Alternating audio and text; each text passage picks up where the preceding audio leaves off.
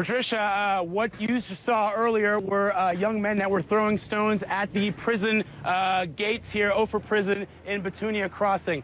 We can tell you, I can just see in the darkness there are actually more young men. They're actually approaching the gates of this prison, and you can hear, I don't know if you can hear, but they are still launching rocks, and Israeli security officials have actually moved towards the fence. You probably won't be able to see them in the darkness, but they have, as you saw, launched flashbang grenades and tear gas, and we expect that if this continues, you can hear the rocks bouncing off the walls. If this continues, that the Israeli there we go.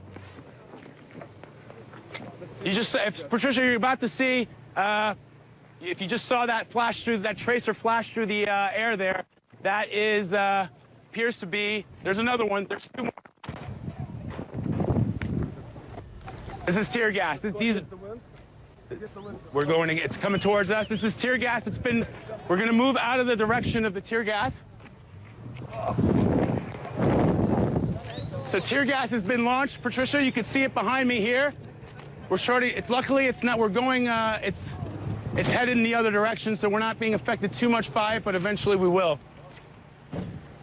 Up along this ridge here, along the top of my right, there are young men that are throwing rocks at the prison. And that is why the Israeli security forces have launched these tear gas canisters.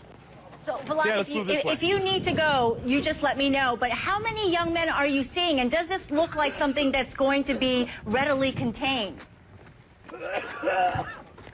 How many what, Patricia? I said, how many young men are you seeing? And does this look like something that the Israeli security force will be able to contain? I saw at least a dozen. I saw at least a dozen young men throwing stones at the gates, Patricia.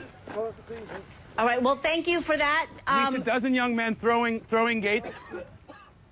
There are at least a dozen young men. They were all, first of all, they were gathered in front of the gates, and when the first round of tear gas and the first round of flash grenades came towards them, they moved back.